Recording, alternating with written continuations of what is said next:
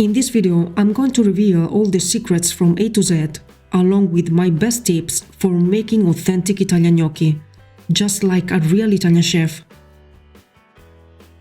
This is the only recipe you need to know and learn by heart. So get comfortable and get ready to discover that it's easier than you think. What I'm about to share may come as a complete surprise to many of you. Let's start right away with tip number 1.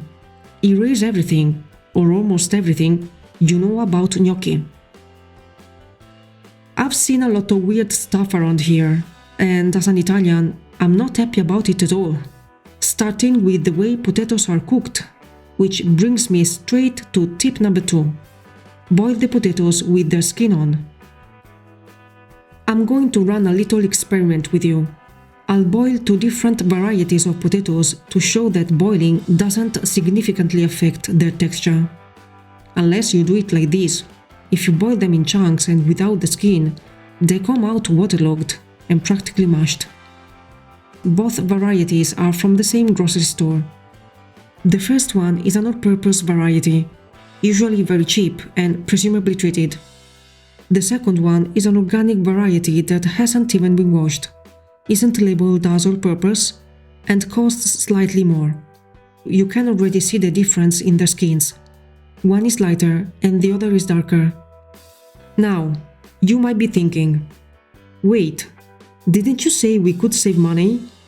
And now you are telling us to spend more on potatoes? Don't worry about that for now. Just stick with me until the end of the video and everything will make sense. I'm going to slightly overcook them. As you can see, after boiling, the cheaper variety has already started peeling on its own. And when I try to stick a fork in, it just crumbles instantly. The other one instead comes out perfect.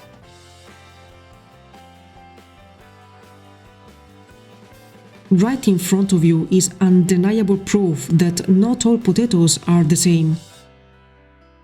And that whole idea that you shouldn't boil potatoes because they absorb too much water? Not true. They already contain water inside them. The lighter variety is completely ruined. It falls apart under the slightest pressure from the fork. The darker one, on the other hand, holds its structure much better and is noticeably more compact. And now, look at the color of their flesh. They are different. This brings me to tip number 3. Buy potatoes with yellow flesh or red skin. They are the best choice. They have a low water content and are rich in starch, making them perfect for gnocchi. We'll need 500 grams of potatoes, all of similar size, which will boil in generously salted water. Depending on their size, they'll take about 30 minutes to cook. To check if they are ready, stick a fork into them. If it slides through the center without effort, the potatoes are done. Prepare your work surface and have a potato ricer ready. Mine is 100% stainless steel. It might be a bit pricier, but it will last for decades. The one I'm using is almost 15 years old. Cut all the potatoes in half and work with them while they're still warm. One big advantage of using a potato ricer is that you don't need to peel the potatoes before mashing. The ricer does it for you.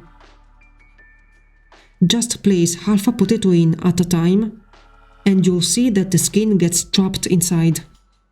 In the clip of the gluten-free version, the camera is at a different angle, and you can clearly see me removing the skin from the potato ricer.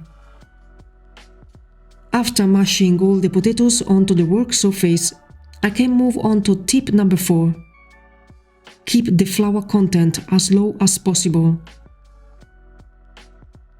This means we'll start with 125 grams of all-purpose flour, adding it to the mashed potatoes little by little. Since the water content of potatoes varies by variety, I don't recommend adding all the flour at once. Begin with a small amount, incorporating it into the potato dough as you need. Stop adding flour once the dough is no longer sticky, and stop kneading too. The more you knead, the stickier the dough becomes, making you want to add even more flour, which we want to avoid. You know, real Italian gnocchi are all about that pure fluffiness. An excess of flour will make them tough once cooked. Using less flour will give that melt in your mouth texture. However, everyone has different preferences when it comes to texture. So, if you prefer something a bit more chewy, you can add a little more flour. That said, I generally don't recommend using more than 150 grams of flour per 500 grams of boiled potatoes. Many of you might have noticed a big omission, and that brings me to tip number 5, the real surprise. Authentic Italian gnocchi are 100% egg-free. Yes, you heard that right. There's no need to add eggs at all.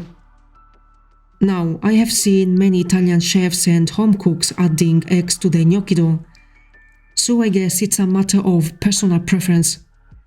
But trust me when I say that eggs are completely unnecessary.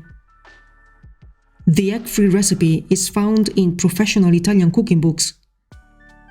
Of course, nobody is going to arrest you if you choose to use eggs, but I strongly discourage it for 2 reasons.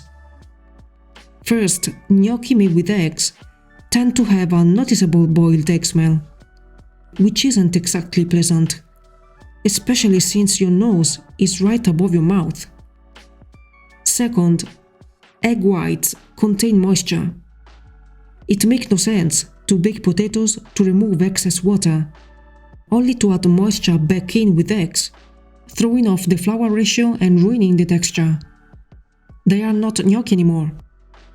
Italian gnocchi taste like delicious potatoes, nothing more. I've seen this done my whole life by my family and relatives. You know, I'm Italian. I knew this before I was even born. It's in my DNA. And I'm afraid that nobody can argue with that. Anyway, this is proof of what it means to work with quality potatoes. There's still some flour left in my bowl. Save it for later. Once the dough is ready and no longer sticky, we can move on to the next step. Flour a rolling pin, the work surface, and the top of the gnocchi dough.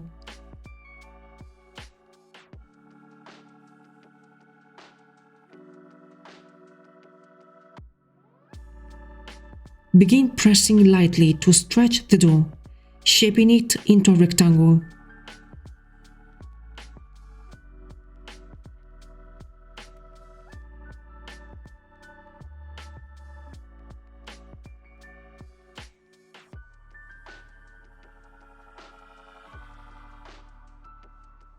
The dough should be about a couple of centimeters thick. Using a bench scraper, cut the dough into strips about the same thickness, flouring your tools as needed. You can see how soft my dough is and how easily the strips deform and change length. This is because I deliberately used less flour. I love my gnocchi to be extra soft. However, as I mentioned earlier, if you prefer a chewier texture, adding the full amount of flour I suggested will make the dough more compact and much easier to work with.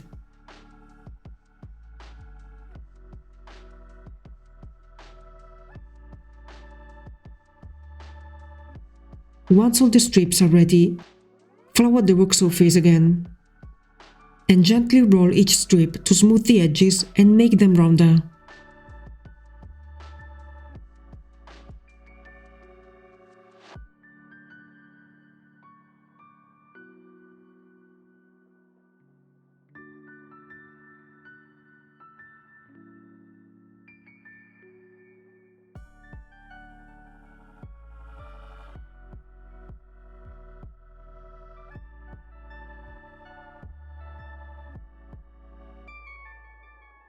Once all your strips are shaped, use a bench scraper to cut them into small cubes,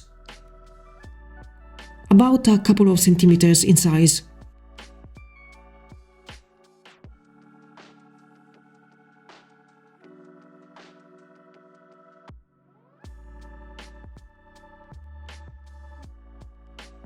Now it's time to use the wooden board that gives gnocchi their signature ridged surface.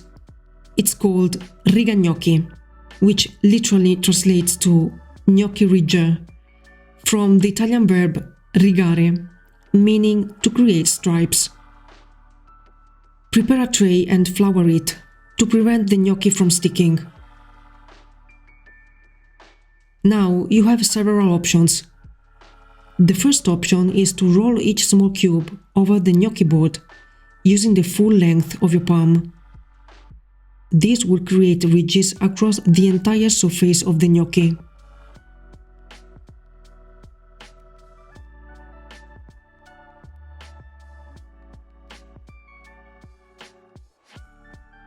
The other option is to press the center of the cube with your thumb while sliding it over the gnocchi board. This way, the gnocchi will curl, creating a ridged outer surface and a hollow interior.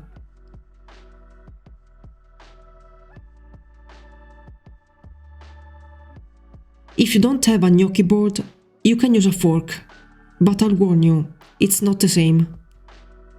A fork is made of metal, which has a smooth surface that makes the gnocchi slide too easily.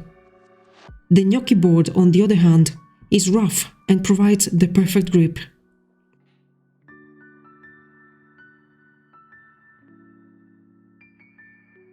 By the way, just a few final words before we move on to the gluten-free version.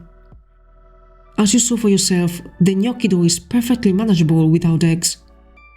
It's a great saving, especially considering the crazy prices eggs have reached in the United States. Plus, you are sticking to a classic, iconic recipe without going against Italian tradition. Not to mention how grateful your guests will be, especially those with food allergies or following a dairy-free diet. Did you know that etiquette dictates you should ask your guests if they have any dietary restrictions before an invitation, right? Anyway, considering you don't need eggs, it's worth investing in good quality potatoes. You know, Italians like to keep things simple. We don't like to complicate recipes with too many ingredients at once.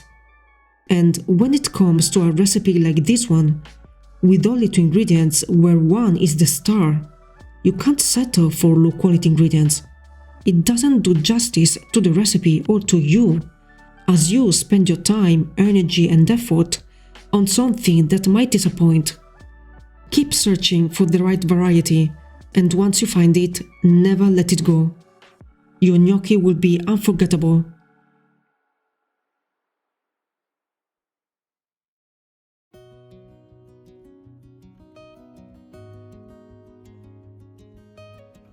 For the gluten-free option, we are going to take a different approach. Mash 500 grams of boiled potatoes with a potato ricer into a large bowl while they are still warm. As I mentioned at the beginning of the video, the potato skins will get trapped inside, so just remove them before mashing the rest.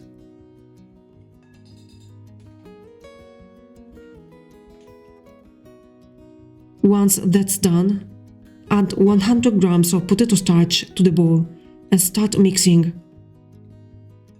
The exact amount may vary slightly depending on the moisture of the potatoes, but I strongly recommend not overdoing it, otherwise you'll end up eating truck tires.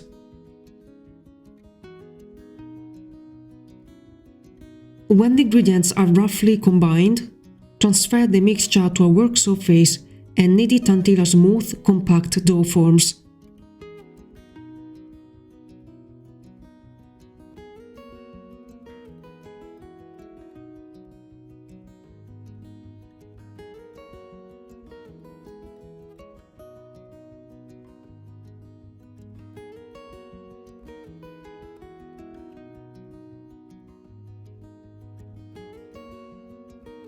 lightly flour the surface and the dough with the remaining starch or rice flour.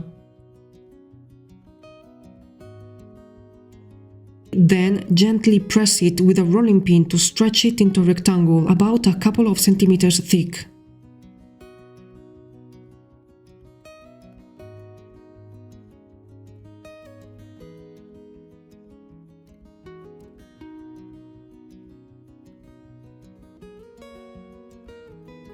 Next, cut the dough into evenly sized strips using a bench scraper.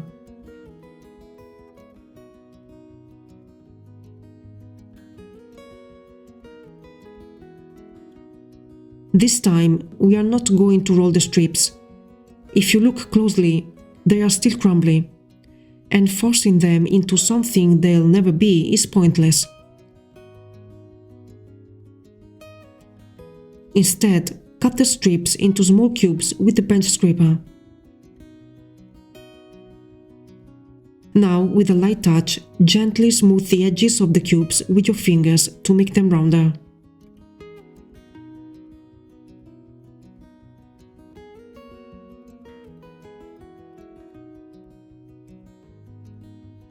Then, roll each piece over a gnocchi board using the full length of your palm to create ridges.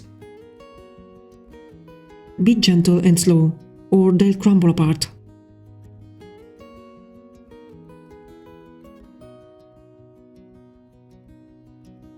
And there you have it. Just look at how nice they are. Best of all, they won't even fall apart when you cook them. What are you waiting for? Get in the kitchen and give it a try. Don't forget to like this video and share it. Let me know how it went, or tag me on Instagram. And be sure to click the bell so you never miss an update. Thanks for watching, and I'll see you next time.